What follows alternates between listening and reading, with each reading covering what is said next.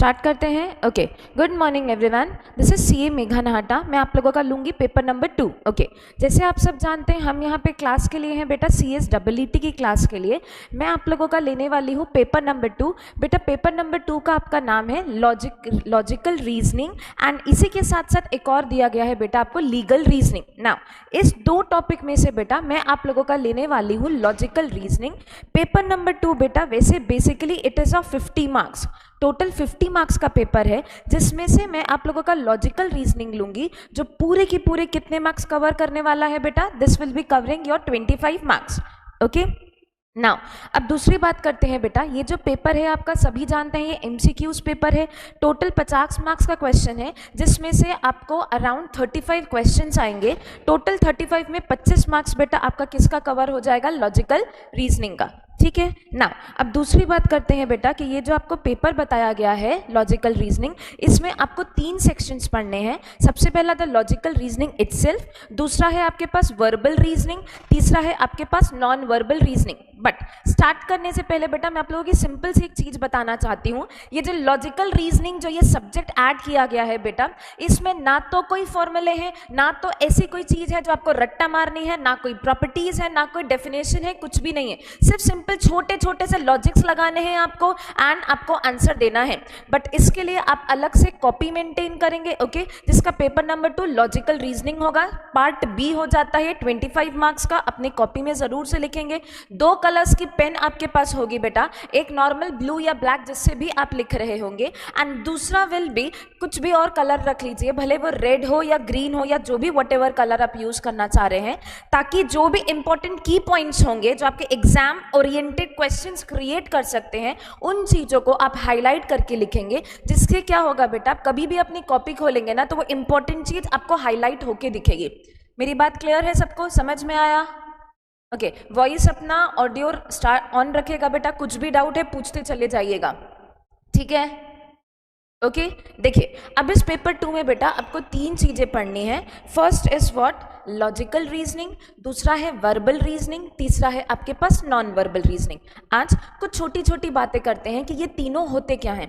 देखिए सबसे पहले मैं बात करती हूँ वर्बल रीजनिंग की। वर्बल रीजनिंग का मतलब क्या होता है, जब भी वर्ड्स के थ्रू हम चीजों को समझते हैं, उससे inferences that is result draw करते हैं, उसे बोला जाता है वर्बल रीजनिंग। ठीक है, मैंने क्या बोला कि जब भी जैसे फॉर एग्जांपल आपको कुछ पैराग्राफ दिया गया है, इस पैराग्राफ के थ्रू अगर आप कोई भी चीज का रिजल्ट, कंक्लूजन या इन्फ्रेंसेस विड्रॉ करते हैं, इसे हम बोलते हैं वर्बल रीजनिंग।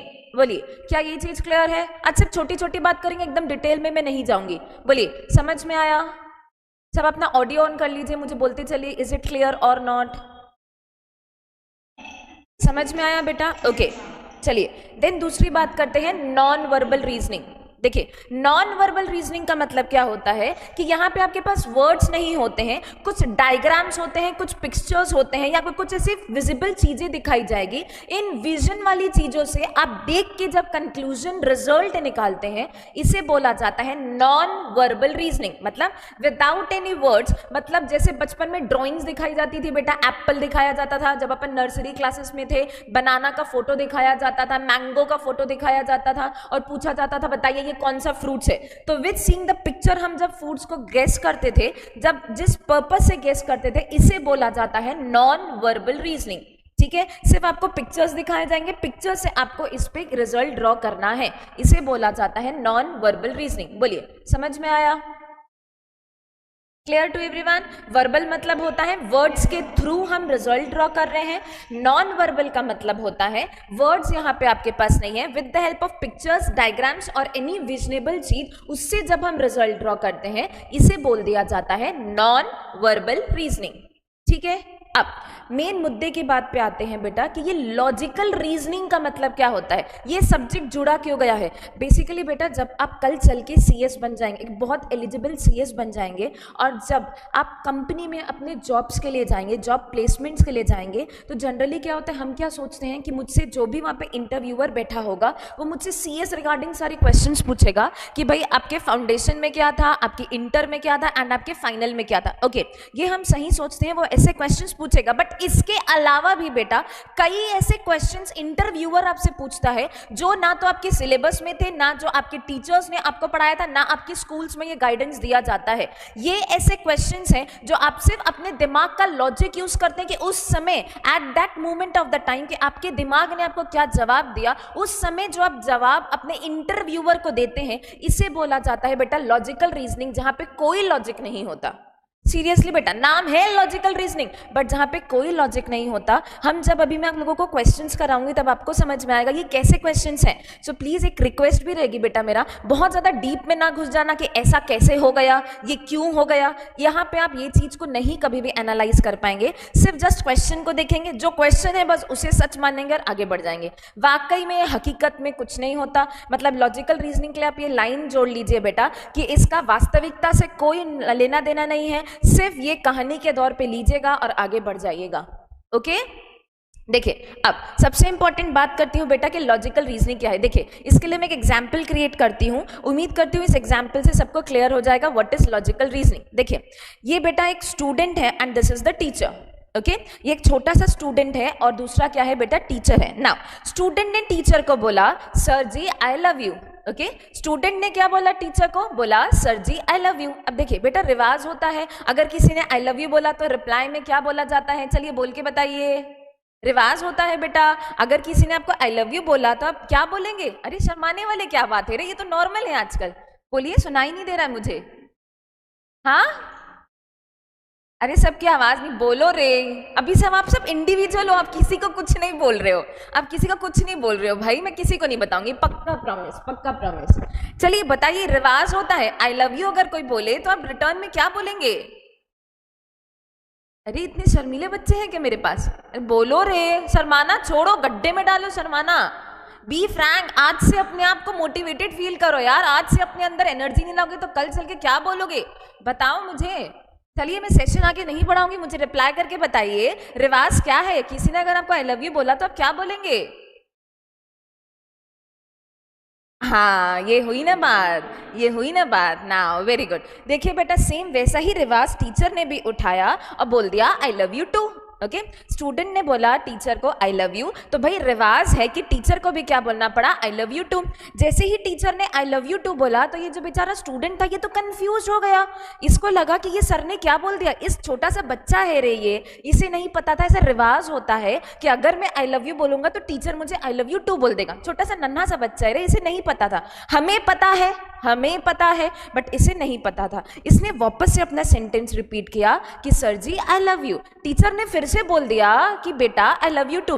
तो स्टूडेंट ने बोला आप सर समझे नहीं, मैं आपको समझाता हूं। देखिए सर, मैं आपसे प्यार करता हूं, आप अपनी बेटी से प्यार करते हैं, आप मुझसे प्यार करते हैं, तो इसका मतलब क्या हो गया, इसका मतलब ये हो गया कि भाई, इसका मतलब ये हो गया क्योंकि आप अपनी बेटी से प्यार करते हैं, आप मुझसे प्यार करते हैं, मैं आपसे प्यार करता हूं, तो इसका मतलब हो गया आई लव योर डॉटर। बोलिए, क्या मेरी बात समझ में आई।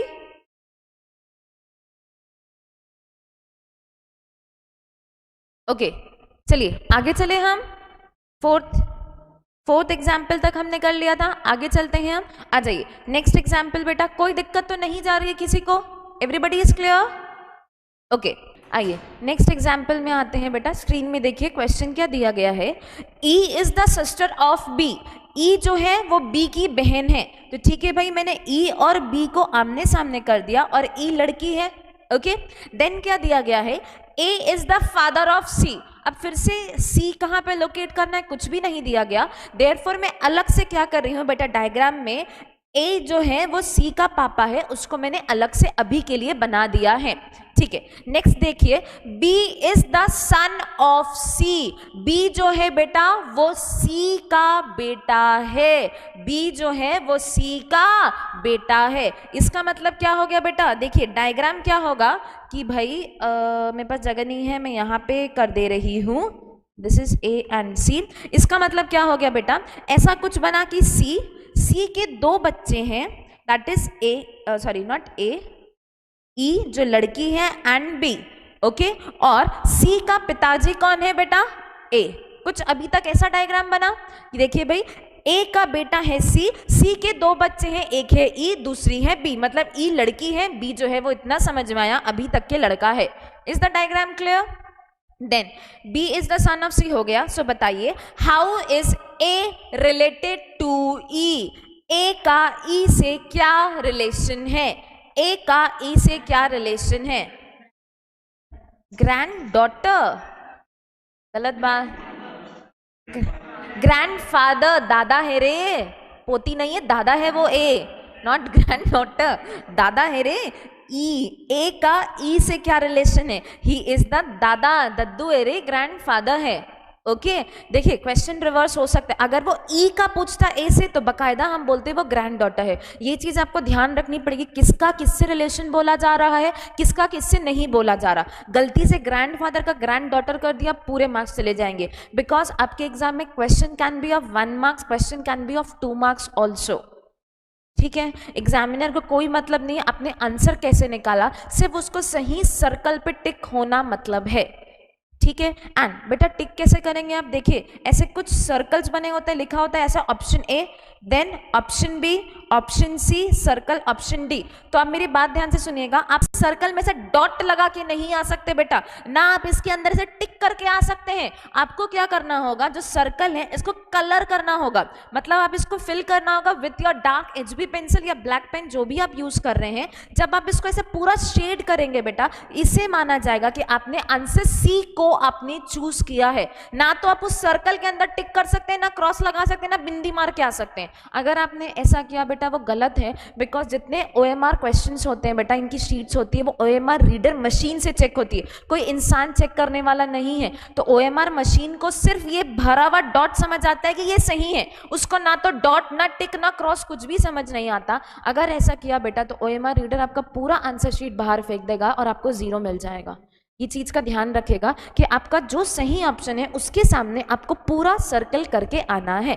ठीक है, ओके चलिए आगे चले, आ जाइए नेक्स्ट चलते हैं एग्जाम्पल नंबर 5। ओके देखिए भाई, गिवन दैट अच्छा खासा कुछ लाइंस दिए गई हैं, देखिएगा A is the mother of B.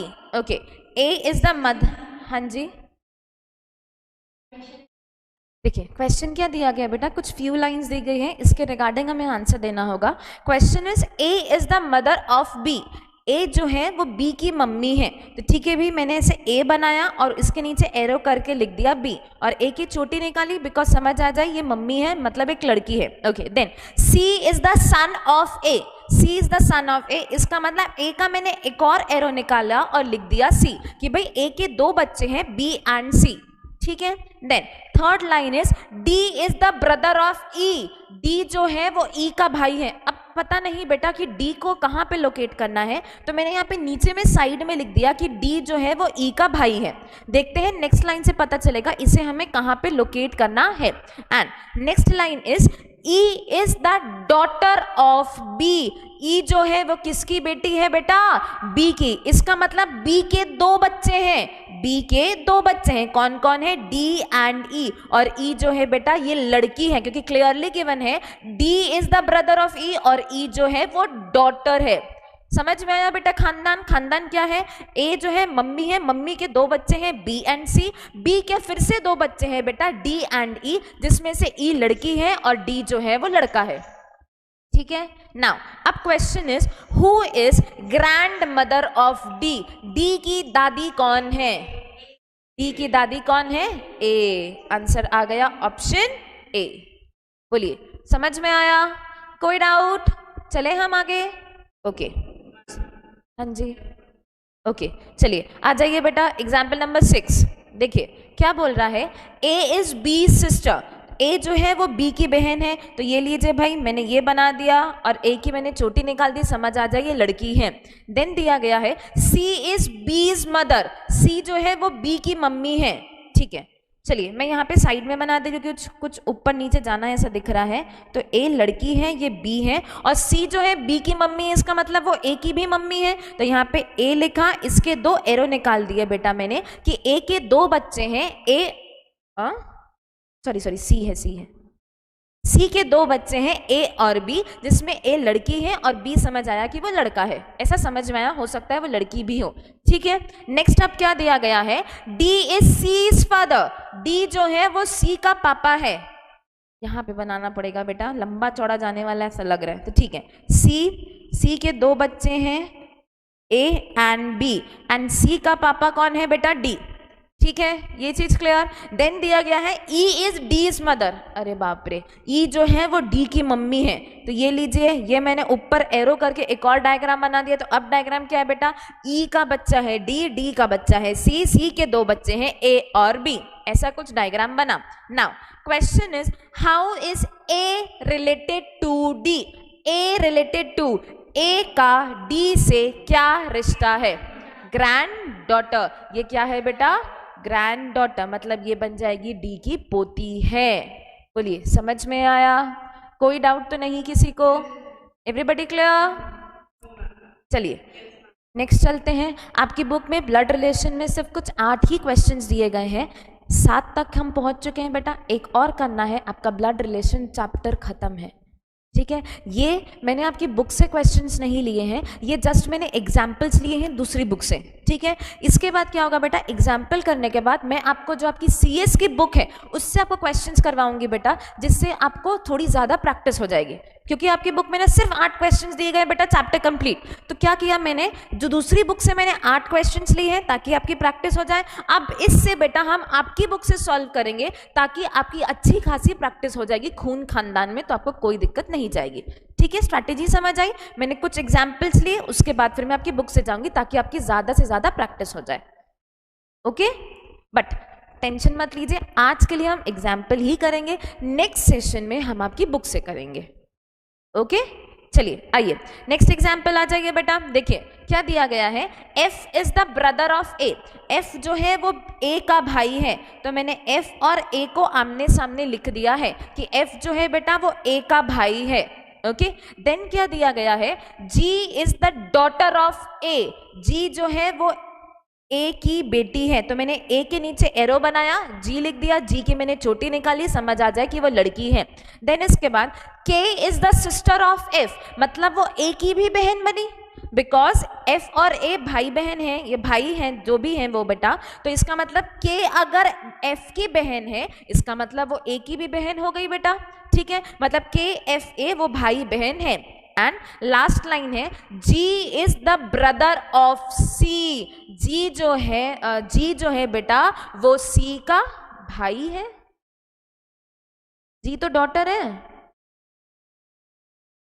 कुछ गड़बड़ लिखा गया बेटा, ऐसा है C is the brother of G, C is the brother of G, कुछ ऐसा क्वेश्चन है कि C is the brother of G, इसका मतलब बेटा A के 2 बच्चे हैं जो है G और C, ठीक है। देखिए क्वेश्चन कैसा है, 3 भाई बहन है K, F और A, जिसमें से K बहन है, F जो है वो A का भाई है, A के 2 बच्चे हैं, जो एक लड़की है G और दूसरा कौन है बेटा, एक बेटा है, उसको नाम है C, जिसमें बोला गया कि C जो है वो G का भाई है। इज द क्वेश्चन क्लियर, ठीक है ना। अब क्वेश्चन है who is the uncle of G, बताइए भाई जी का अंकल कौन है, एफ, क्यों बेटा, बिकॉज के जो है वो तो उसकी बुआ बन जाएगी, बुआ मासी जो भी होगी, मतलब वो तो आंटी हो गई, ए तो इसकी मम्मी है, तो पक्की बात है क्वेश्चन में दिया गया एफ ब्रदर है ए का, मतलब जी का जो अंकल है वो कौन हो जाएगा, F, that is option D, ठीक है। कोई डाउट तो नहीं, ओके आ जाइए लास्ट क्वेश्चन बेटा, देखिए ध्यान से, ए इज फादर ऑफ सी, ए जो है वो सी का पापा है, तो मैंने बनाया ए, इसके नीचे एरो कर दिया C, and D is son of B, D जो है वो बी का बेटा है, रिलेशन कहीं समझ में नहीं आ रहा था तो मैंने किनारे में जल्दी से लिख दिया कि बी का बेटा है डी, देखते हैं बाद में इन्हें कहाँ मैच करना है। फिर इसके बाद E is brother of A, E जो है वो A का भाई है, तो मैंने E और A को आमने सामने लिख दिया बेटा ताकि समझ आ जाए, ये दोनों क्या है, भाई भाई है, okay. Then if C is sister of D, C जो है वो किसकी सिस्टर है? डी की। इसका मतलब ए के 2 बच्चे हैं। ये लीजिए, सी जो है बेटा वो लड़की है, सी जो है वो लड़की है, और हमें दिया गया था डी किसका बच्चा है? बी का। इसका मतलब क्या समझ में आ रहा है बेटा? क्या समझ में आया कि मैंने ए के ऑब्लिक में बी लिखा? कुछ समझ आया कि नहीं आया?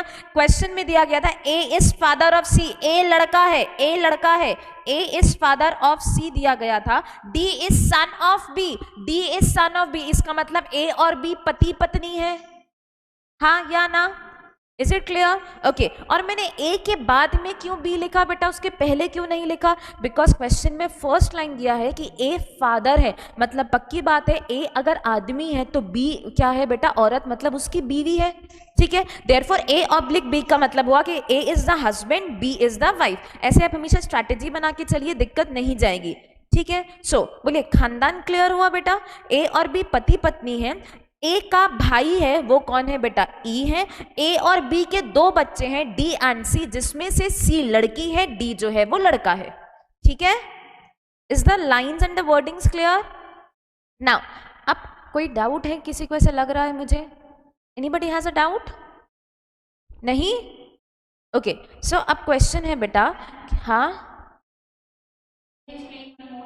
ओके देखिए, आइए चलिए फिर से एक बार मैं वापस से आपको फ्लो चार्ट बताती हूँ। देखिए, ए इज द फादर ऑफ सी, तो ये लीजिए सबसे पहले मैंने ए बनाया, ए के नीचे एरो निकाल दिया और लिख दिया सी, ओके।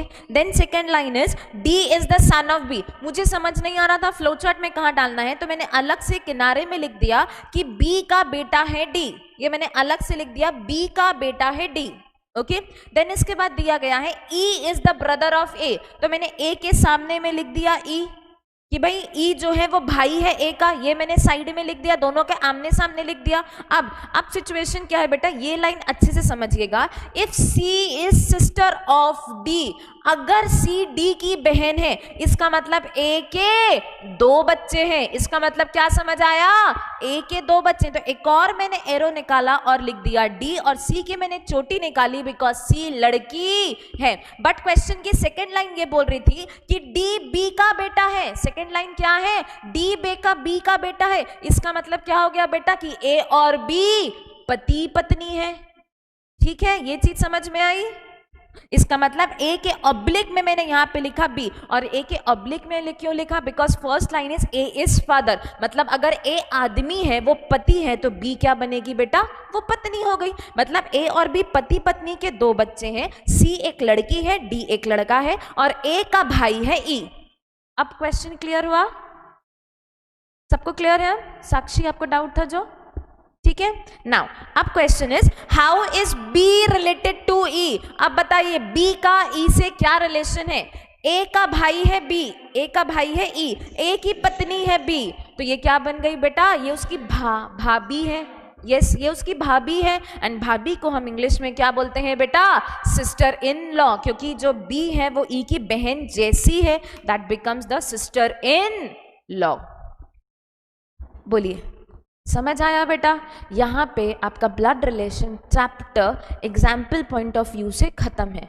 सेम ऐसे ही बेटा क्वेश्चंस आपकी सीएस की मॉड्यूल में दिए गए हैं, एंड अब समझिए बेटा अपनी स्ट्रैटेजी क्या होगी कि कैसे कराएंगे। कुछ क्वेश्चंस मैं आपको अपने पास के दूंगी, बिकॉज आपकी बुक्स में ना बेटा बहुत कम क्वेश्चंस दिए गए हैं, ठीक है, बहुत कम। जैसे आप अपनी बुक्स देखेंगे बेटा, कुछ जगह पे सिर्फ 8 क्वेश्चन, 7 क्वेश्चन, 6 क्वेश्चन, 10 क्वेश्चन, ठीक है। तो हो सकता है कि कुछ क्वेश्चंस मुझे अपने क्वेश्चंस कराने पड़े, जैसे मैंने आपको भी ब्लड रिलेशन का कराया, तो कुछ एग्जांपल्स मैं अपने करवाऊंगी, एंड देन मैं आपकी बुक से भी करवाऊंगी, बट मैं आपकी बुक के सारे क्वेश्चंस नहीं करवाऊंगी, सिर्फ कुछ मैं कराऊंगी, बाकी जो मैं नहीं करवाऊंगी बेटा वो रहेंगे होमवर्क, ओके। एंड फिर हम क्या करेंगे बेटा, हम हफ्ते में एक दिन पर्टिकुलरली डिसाइड कर लेंगे, उस पर्टिकुलरली एक दिन में जो चैप्टर्स हमारे हो चुके होंगे, जो मैं आपको क्लियरली बताऊंगी कि इस चैप्टर का आज डाउट सेशन है, तो जो आपके होमवर्क क्वेश्चंस होंगे, जिन क्वेश्चन से आप नहीं बना पाए हैं, तो डाउट सेशन में वो आप क्वेश्चंस मुझसे पूछ सकते हैं।